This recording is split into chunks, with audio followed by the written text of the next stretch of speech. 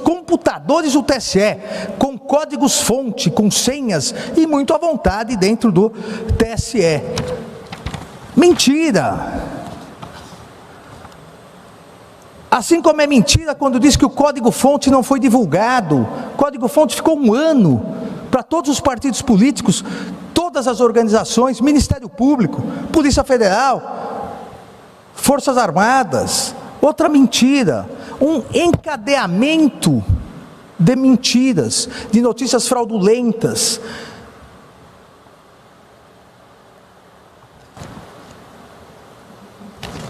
Ainda outra, o que é comum, né? Isso entre aspas. O que é comum, né? Acontecer em alguns países do mundo é o chefe do executivo conspirar para conseguir uma reeleição. Estamos fazendo exatamente o contrário aqui, acusando o TSE de conspirar contra a sua reeleição. Tudo que eu falo aqui ou é conclusão da PF ou é diretamente informações prestadas pelo TSE. Mentira!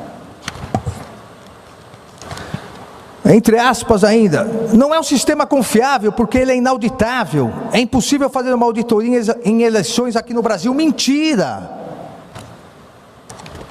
Uma série de informações mentirosas, notícias fraudulentas, mas qual? Disseminar notícias fraudulentas sobre o sistema eleitoral, sobre a fraude das urnas, aproveitando depois para disseminar desinformação via mecanismos de redes sociais, para com isso atingir o eleitor. Isso é importante, essa definição e hoje essa reafirmação é importante para a proteção da lisura das eleições e da plena isonomia entre todos os candidatos. Não importa qual candidato, não importa qual ideologia, o Tribunal Superior Eleitoral, ele não se preocupa com quem é o candidato, quem é o pré-candidato ou qual é a ideologia. Se preocupa que haja lisura nas eleições e um tratamento isonômico em relação a todos os candidatos. Ora, a partir dessas premissas que já estavam fixadas e reafirmadas principalmente desde outubro de 2021, o que fez o primeiro investigado, Jair Messias Bolsonaro, na condição de presidente da República?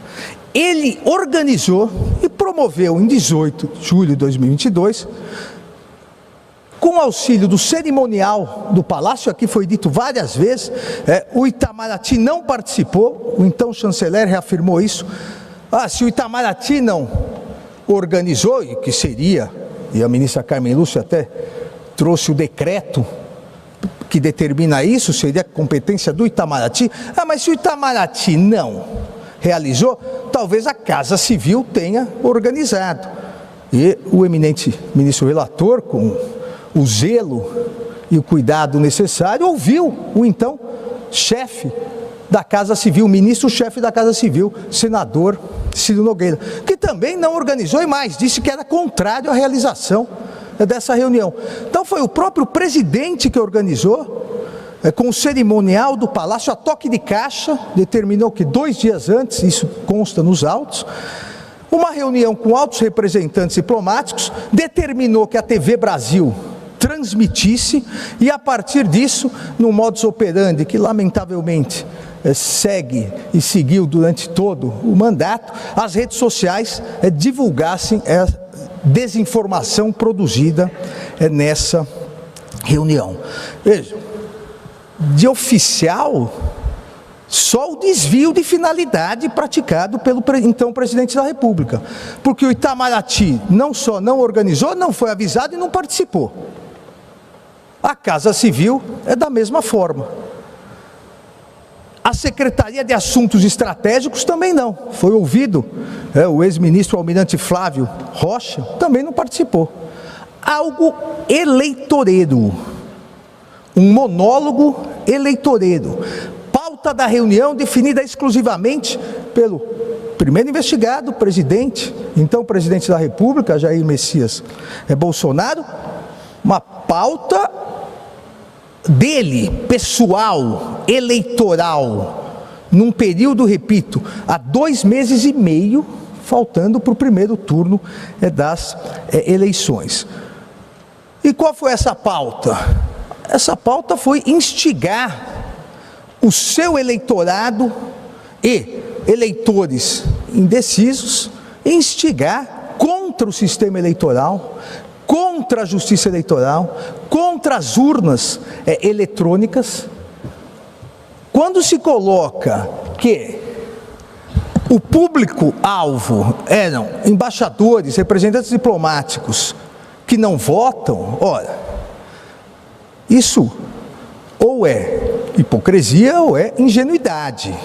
Na verdade, todo o mise-en-scène, toda a produção foi feita para que a TV Brasil divulgasse, mas mais do que isso, para que a máquina existente de desinformação nas redes sociais multiplicasse essa desinformação, para que chegasse diretamente ao eleitorado, como chegou, e nos autos se coloca isso, quantos twitters, quantos e as demais redes, pessoal e dos seus apoiadores, seguindo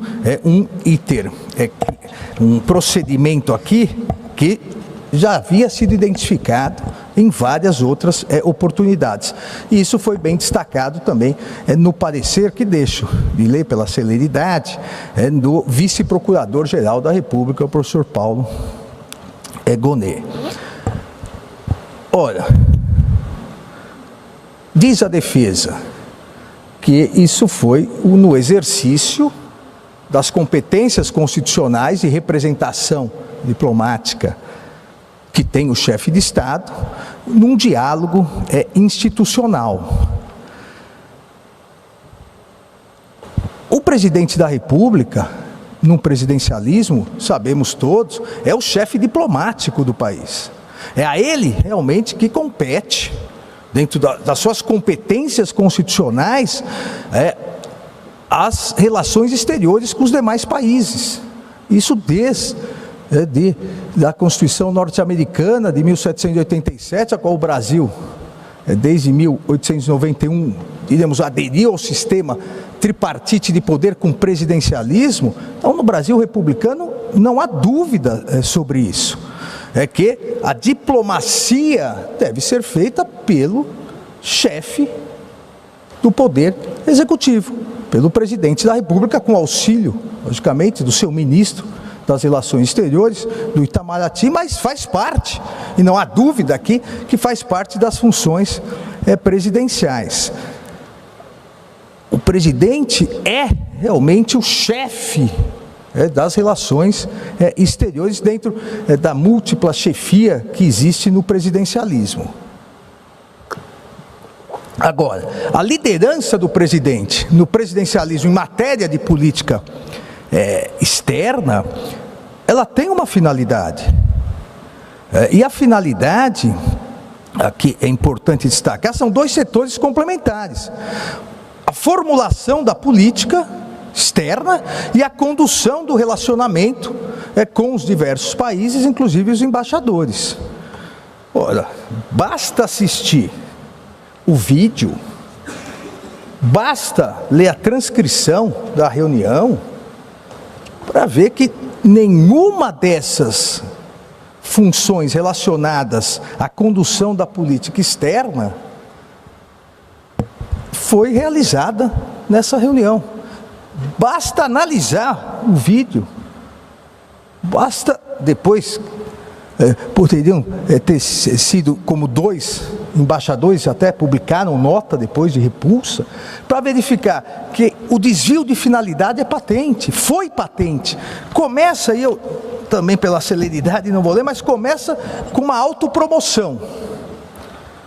Começa com uma autopromoção de que foi militar, que gastou tanto na campanha, que 15 anos no exército, que junta multidões.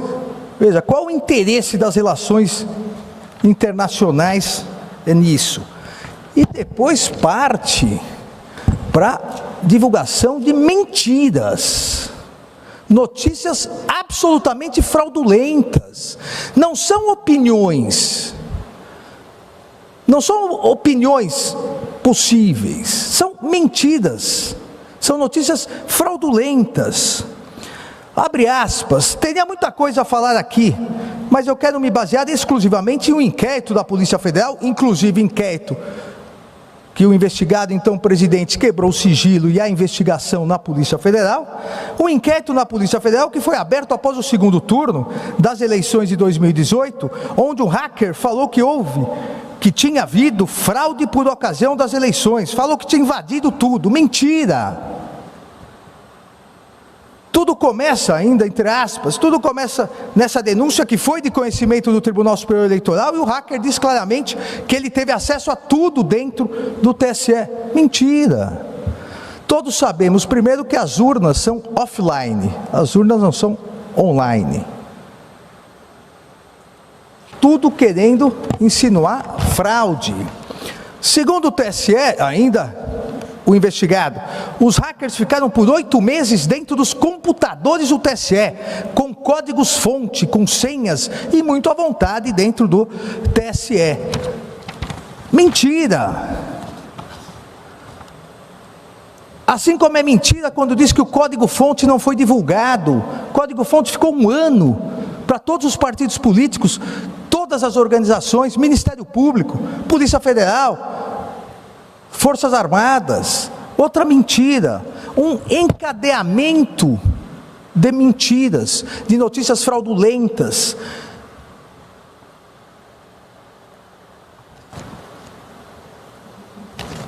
Ainda outra,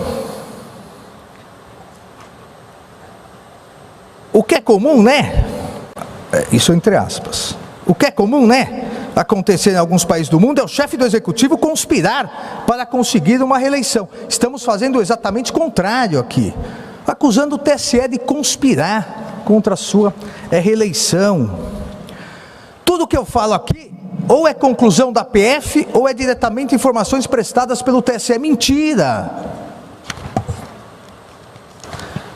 Entre aspas ainda, não é um sistema confiável porque ele é inauditável, é impossível fazer uma auditoria em eleições aqui no Brasil. Mentira! Uma série de informações mentirosas, notícias fraudulentas, mas qual o objetivo? O objetivo era simplesmente, vamos dizer, desopilar. O presidente acordou nervoso um dia, quis desopilar o seu fígado, e aí vamos atacar. Quem vamos atacar? O Tribunal Superior Eleitoral. O Supremo ficou na outra semana, o ataque, o ministro Alexandre foi nas 3 anteriores, então vamos agora no Tribunal Superior Eleitoral e nas urnas eletrônicas. Mas não foi isso. Um encadeamento, uma produção cinematográfica com a TV Brasil, com vídeos das reuniões, para imediatamente, em tempo real, e na sequência até a eleição, as redes sociais bombardearem os eleitores com essa desinformação no sentido de angariar mais votos, angariar mais eleitores com esse discurso absolutamente mentiroso e radical. Não há aqui, com todo respeito às posições em contrário, não há aqui nada de liberdade de expressão.